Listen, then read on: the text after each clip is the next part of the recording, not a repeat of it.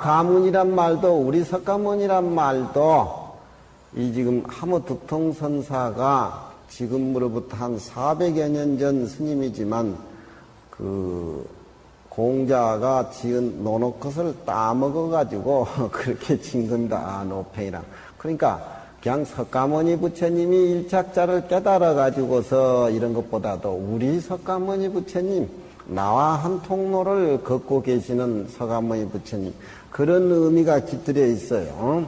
마자를 굳이 그렇게 한번 찾아가지고 한번 붙여봤는데, 공자님이 하신 논어의 말을, 수리편에 하는 말을 하모득통선사가 그렇게 갖다 가지고 온 겁니다.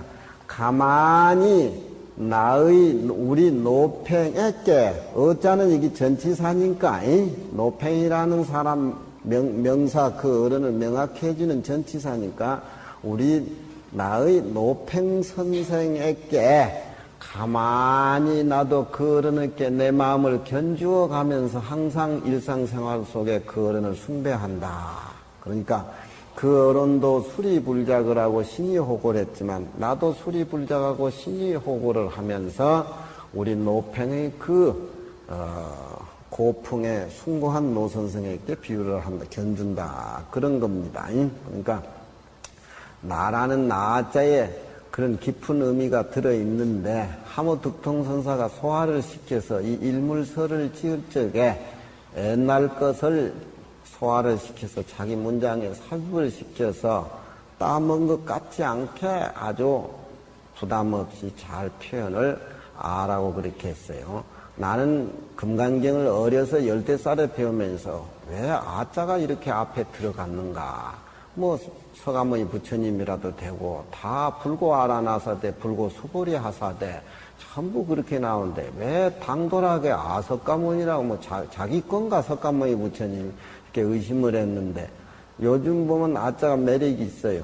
그리고 이 하모득통선사의 그 선의 세계를 문장으로 표현한 것이 똥 남이 것 따다 잡수면서도 전혀 그런 표적이 없어요. 이 어른이 문장 소화를 그만큼 잘 시킨다는 거죠. 앞에서 일물에 대해서 얘기가 끝났고, 일물에 대해서 아신 분이 우리 석가모니 부처님인데, 우리 석가모니 부처님이 이 일착자를 얻어서, 자자란 말은 이자자인데 별로 쓰지를 않는데 부어체에 이런 말을 많이 써요. 이자자. 이 일착자를 얻어서 착자나 자자나 일물이라는 것을 강조하는 의미지 그래 뜻은 없습니다.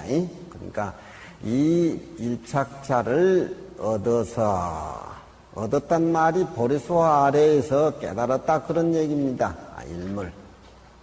보간 중생이 동품이 미야사, 널리 중생이 품받은 것이 품받음을 함께 했음이로되, 품받단 말은 품삯받았다는 소리인데, 내가 세상에 나올 적에 일물을 품받아서 가지고 나온 거나 중생이 가지고 나온 거나 똑같아 그런다. 이 품이라고 하는 것은 우리가 하루 일을 해주면 그 집에 가서 품삯 받는다고 하죠. 품삯 받을 품자라. 그러니까 부처님이 세상에 나올 때나 내가 세상에 나올 때나 진리 속에서 나왔기 때문에 단지 살림살이가 물들여져 있고 어두운 쪽이냐, 밝고 깨끗하고 청정한 쪽이냐, 그것이 다를 뿐 이 마음을 품받아서 세상에 나오는 것은 똑같았다, 그런 얘기입니다. 널리 중생이 품받음이 같음이로되, 미란 말은 어둡다, 모른다, 뭐 그런 뜻이죠. 미함을 널리 관찰했단 말은 자기하고 똑같이 이 마음을 가지고 세상에 나왔지만 중생들은 그걸 잊어버리고 망각하고, 잊어버렸다는 것은 이상하지만 덮여가지고 안 나타난다, 그런 의미겠죠. 미함을 널리 관찰해서 탄식에 가로되 기재라. 이 아름다운 진리, 이 넓은 진리 깨닫고 보니까 나 혼자만이 아는 줄 알았는데 중생도 다 갖추고 있다 이 말이야. 그래서 기재의 탄식할 기재라 그렇게 표현한 겁니다. 세상에 정확하게 투자할 때는 이 한 물건밖에 없어요. 한 물건을 저녁에 안고 자면서 계속 안고 자면서도 모르죠. 여기까지 한 물건이 끌고 왔는데도 모르죠. 그 한 물건이 우리가 지금 강의 듣는 이 순간에 모두 다 한 물건이 동참을 하고 있습니다.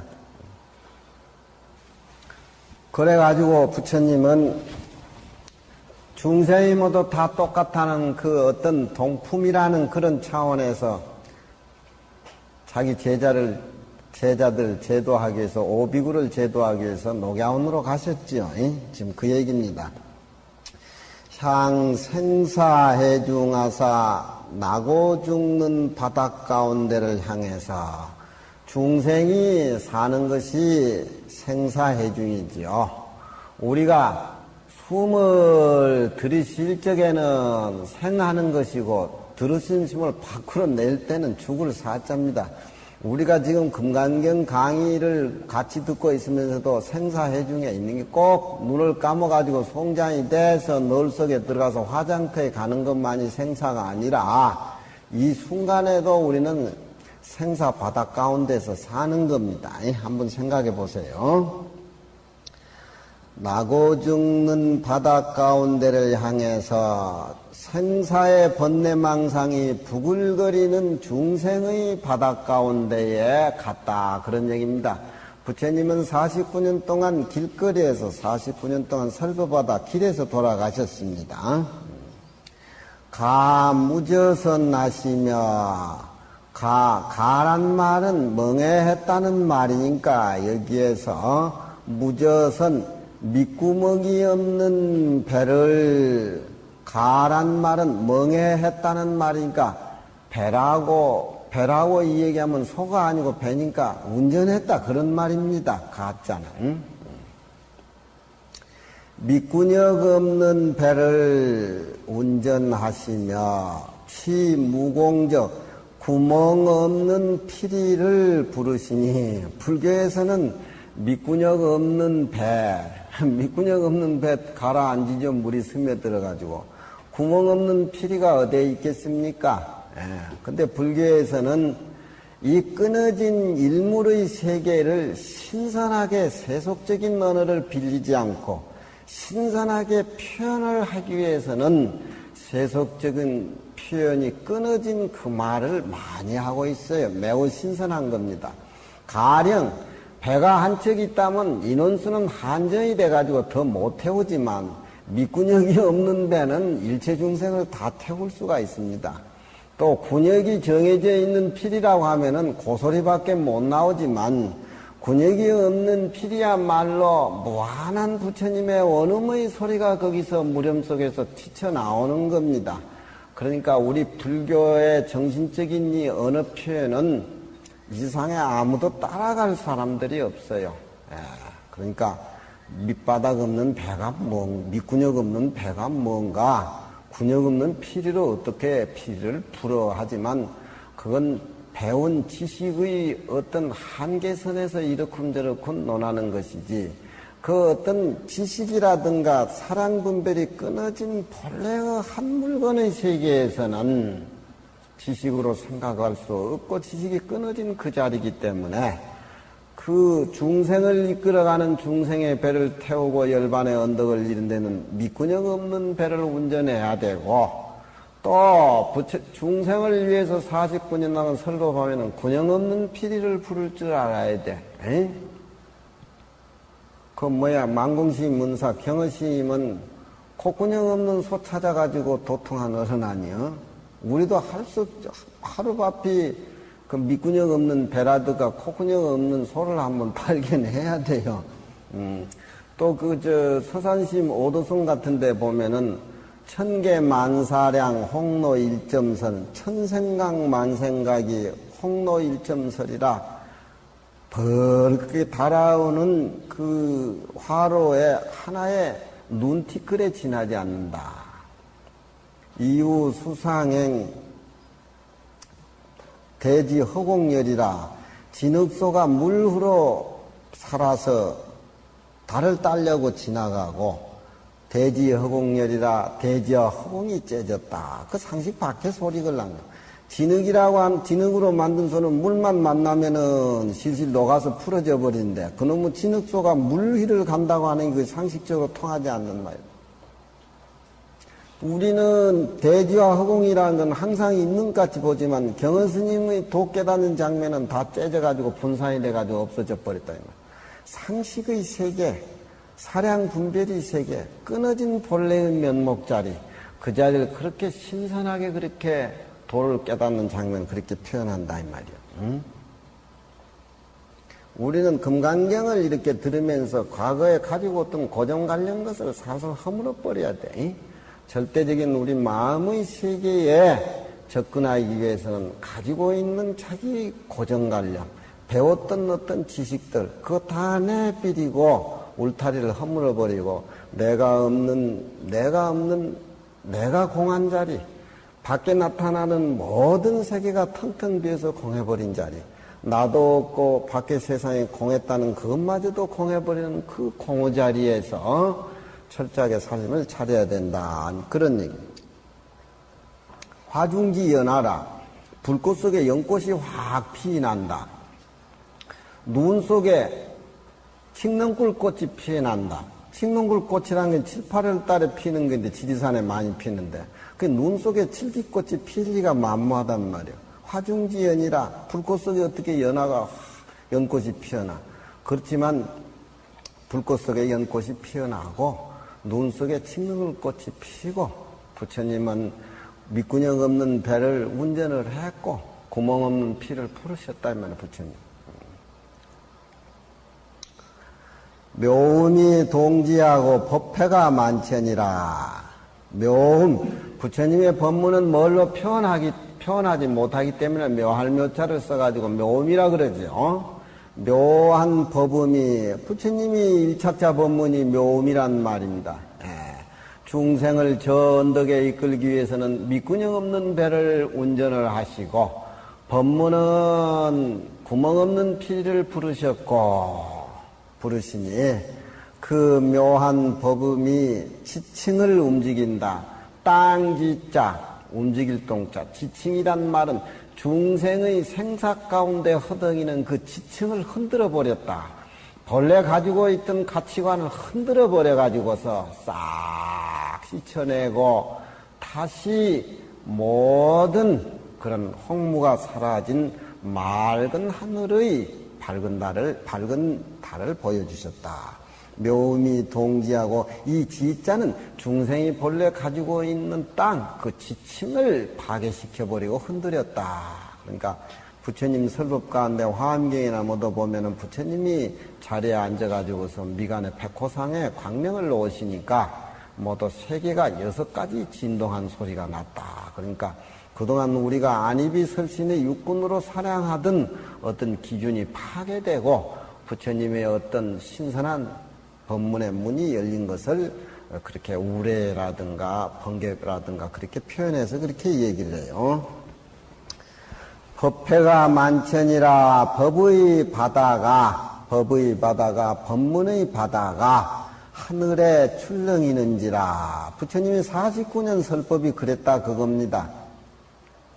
법의 바다가 하늘에 넘실거리는다. 의시에 농해가 진성하고 농해란 말은 여기서 기머거리들이니까 범부를 의미해. 범부들이 다 깨어났고 농해 멍텅구리의 자 기머글 농자.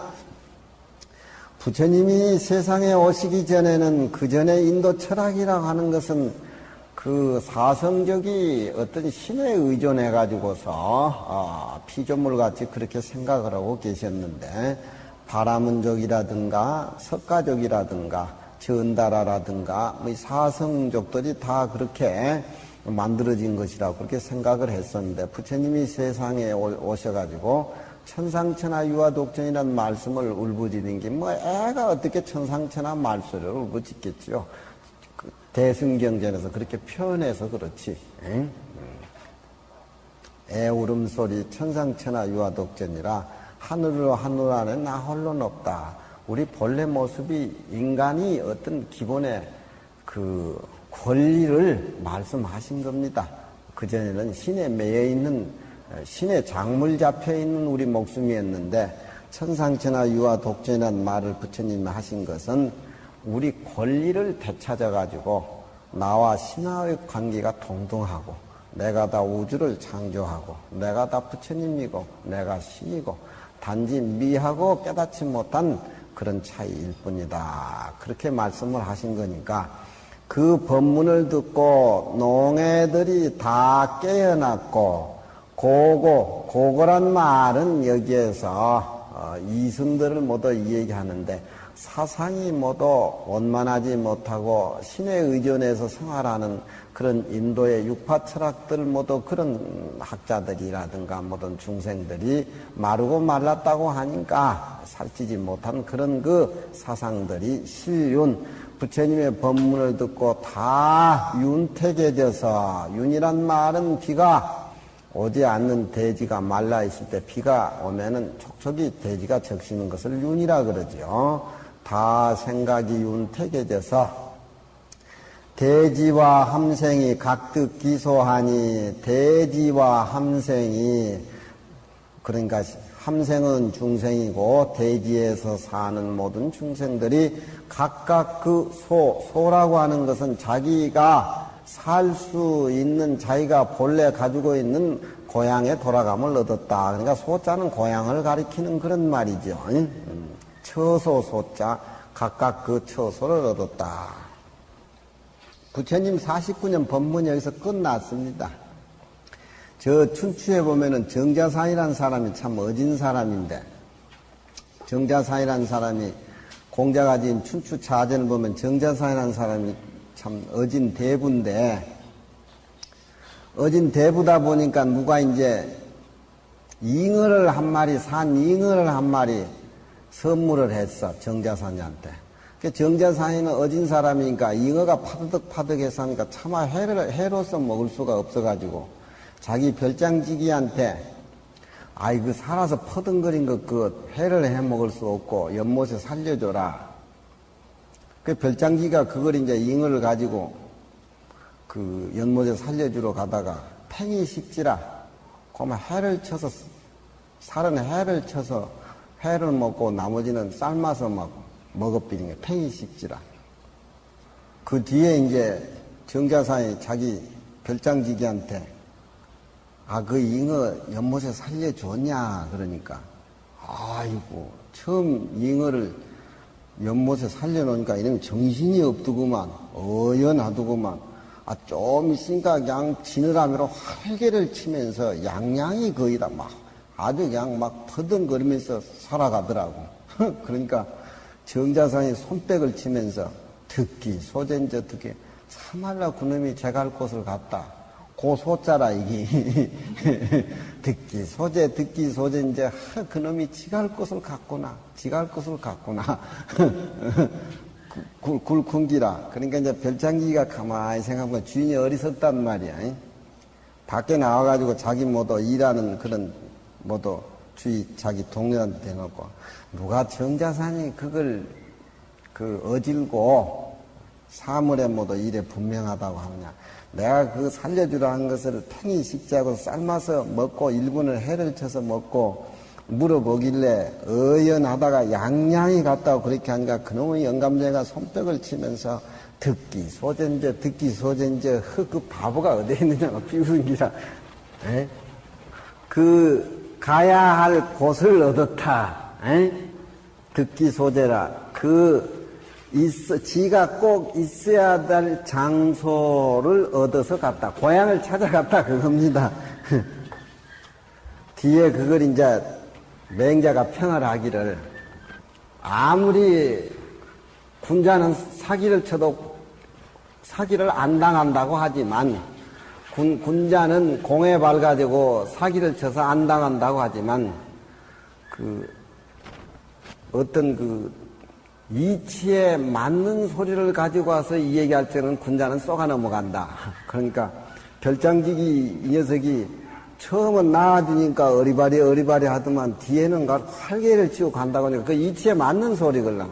그러니까 정자산이도 이치에 맞는 소리라니까 쏘가 넘어간다 그거예요. 그러니까 군자는 다른 사람한테 너무 잘해주려다가 꼭 화를 당하고 소인은 너무 꼭딱실이 지걸 챙기려 그러다가 화를 당한다 이 말이야. 그러니까 허물도 군자의 허물하고 소인의 허물하고는 다르다 이 말이야. 군자는 너무 많이 베풀어 주려고 하다 일이 빵꾸가 나고 이래가지고 저 숭암같이 새사도고만 내버리고 그냥 그렇지만 소인은 꼭딱실이 지 것을 챙겨가지고 지 거 하려고 그러다 쫓겨난다 이 말이야. 그러니까 군자 소인은 각각 그 자기가 저질러 놓은 결과를 보게 된다면은 이게 소인의 짓인가 군자의 짓인가를 알 수가 있다. 그렇지만 군자는 군자라고 해가지고 사기 안 당할 사람이 없다 이 말이야. 저런 식으로 이치에 비슷한 소리를 하면 다 쏘가 넘어간다 이 말이야. 부처님들 안 쏘가 넘어가겠어 그래. 그러니까 그런 이치의 쏘가 넘어가는 그 해당되는 결과에 따라서 그 사람이 저지른 허물이 인해서 허물을 저질렀는가 이끝에서 허물을 저질렀는가 거기에서 군자 소인을 판별할 수가 있다. 자, 그런 얘기를 한데 여기에는 부처님이 세상에 나와가지고 천상천하 유화독전이라는 말씀을 일체 중생에 해가지고